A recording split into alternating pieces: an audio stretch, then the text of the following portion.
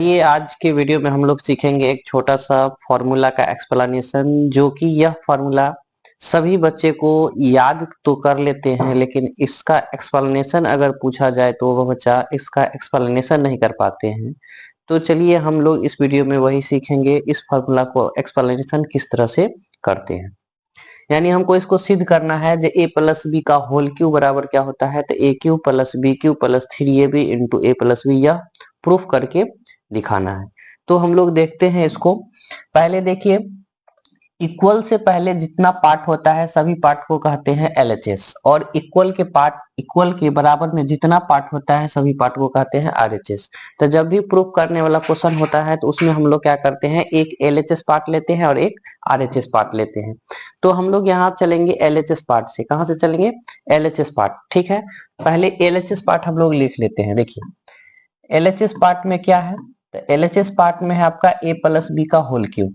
अब देखिए, जब यहां से हम लिए हैं ए प्लस बी का होल क्यूब, तो यहाँ पे हम देख रहे हैं, इससे पहले हम जानते हैं एक छोटा सा कॉन्सेप्ट जो होता है, अगर किसी भी संख्या के पावर अगर कितना भी हो, किसी भी संख्या के पावर कितना भी हो, उसका मतलब होता है जो उस संख्या को उतना टाइम्स लिख के मल्टीप्लाई करना। यानी 2 टू दी पावर 3 है, इसका मतलब होता है 2 को 3 टाइम्स लिख के मल्टीप्लाई करना है। ठीक है, अगर 3 के पावर 2 हो, इसका मतलब होता है जो 3 को 2 टाइम्स लिख के मल्टीप्लाई करना है। उसी तरह से यहाँ पर हम देख रहे हैं जो यहाँ पे a प्लस बी का होल क्यू है, तो इसको क्या, इसका मतलब क्या होता है, जो a प्लस बी को 3 टाइम्स लिख के मल्टीप्लाई करना है। तो हम लोग यहाँ पे लिखते हैं a प्लस बी 3 टाइम्स लिखना है, फिर इनटू में a प्लस बी और फिर इनटू में a प्लस बी। इस तरह से 3 टाइम्स हम यहाँ पे लिख लिए हैं। 3 टाइम्स लिखने के बाद हम क्या करेंगे, 2 टाइम्स को एक बार, 2 व्यंजक को एक बार मल्टीप्लाई करेंगे, और जितना मल्टीप्लाई करके आएगा फिर उस व्यंजक से तीसरा से मल्टीप्लाई करेंगे, तो हमको वो फॉर्मूला अपने आप आ जाएगा। तो चलिए हम लोग उसको डील करते हैं। पहले मल्टीप्लाई करते हैं, जो उतना कितना आता है मल्टीप्लाई करने के बाद। ठीक है, तो देखिए पहले 2 व्यंजक का मल्टीप्लाई करते हैं। इसको पहले, ये 2 व्यंजक है, ये दोनों को मल्टीप्लाई करेंगे। ठीक है, तो देखिए इसमें मल्टीप्लाई करने के लिए हम क्या करते हैं, इसमें का फर्स्ट ले लेते हैं ए, ये लेने के बाद ये सेकेंड वाला पूरा रख दीजिए एक कोष्ट में। उसके बाद प्लस बी बचा है, प्लस बी यहाँ पे लेते हैं, और उसके बाद ये पूरा रख दीजिए।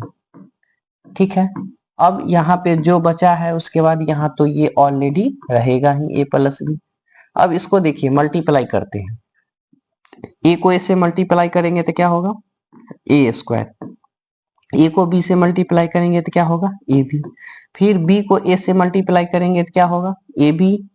उसके बाद बी को बी से मल्टीप्लाई करेंगे तो बी स्क्वायर। ठीक है, इसको हम एक साथ लिख लेते हैं, और फिर यहाँ पे ए प्लस बी तो है ही। अब देखिए यहाँ पे इसके बाद हम क्या करते हैं, यहाँ पे देखिए यह ए स्क्वायर को रहेगा, A B plus A B, कितना ए बी हो गया, 2ab हो गया। उसके बाद यह बी स्क्वायर तो रहेगा। यहाँ पे देखिए अब क्या है, a प्लस बी है। अब देखिए, अब इसमें से हम क्या करना है, इसको हमको क्या करना है, जो अब ये वाला एक टर्म लेते हैं और ये पूरा रख दो, A square plus 2ab plus B square.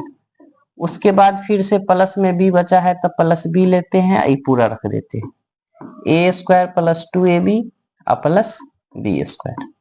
अब क्या करना है, इसको फिर से सेपरेट मल्टीप्लाई करना है, और मल्टीप्लाई करके जितना आएगा उसको फिर से क्या करना है, अरेंज कर देना है। अब देखिए इसको मल्टीप्लाई करते हैं तो यह क्या हो जाएगा, ए क्यू हो जाएगा। उसके बाद फिर यह ए को किससे मल्टीप्लाई, 2ab को, तो क्या हो जाएगा, 2a² बी हो गया। उसके बाद फिर ए को बी स्क्वायर से, तो क्या करेंगे, ए बी स्क्वायर हो गया। सेम कंडीशन यहाँ पे बी को ए से मल्टीप्लाई, तो क्या हो जाएगा, ए स्क्वायर बी हो जाएगा। फिर बी को इससे मल्टीप्लाई करेंगे तो क्या हो जाएगा, 2ab² हो गया।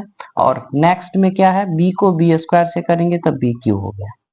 मल्टीप्लाई करने के बाद अब क्या करेंगे, हमको यहाँ पे क्यू वाला टर्म जितना है सारा एक साथ लिख लीजिए, यानी Q A Q plus B Q. उसके बाद देखिए स्क्वायर कहाँ है, यहाँ पे ए स्क्वायर बी है। उसके बाद फिर देखिए ए स्क्वायर बी है, तो यहाँ पे 2a², यहाँ पे 1a², तो कितना स्क्वायर 3a² भी हो गया। उसी तरह देखिए ab² है, यहाँ पे 2ab² है, तो कितना b² हो गया 3ab² हो गया। अब देखिए आपका एक एक्सप्लेनेशन यहाँ पे हो गया a³ + b³ + 3a² + 3ab²। एक एक्सप्लेनेशन यहाँ पे हो गया, आप ऊपर में देख सकते हैं। इसको जो प्रूफ करना था हमको यहाँ पे आ चुका है। अब ऊपर वाला किस तरह से आएगा, तो ऊपर वाला लाने के लिए क्या करेंगे, दोनों में से हम कॉमन ले सकते हैं। अगर हम दोनों में से कॉमन लेते हैं, देखिए a³ b³, अब यह दोनों में से हमको कॉमन लेना है। कॉमन हम ले लेते हैं 3ab। अब देखिए यहाँ पे 2a है, एक a बाहर निकल गया, एक a बचेगा। यहाँ पर 2b है, एक ab बाहर निकल गया, तो क्या बचेगा b बचा। अब देखिए यह आ गया कि नहीं आ गया, ये भी प्रूफ हो गया आपको, ये भी प्रूफ हो गया। तो इस तरह से इस टाइप के क्वेश्चन को आप आसानी से प्रूफ कर सकते हैं।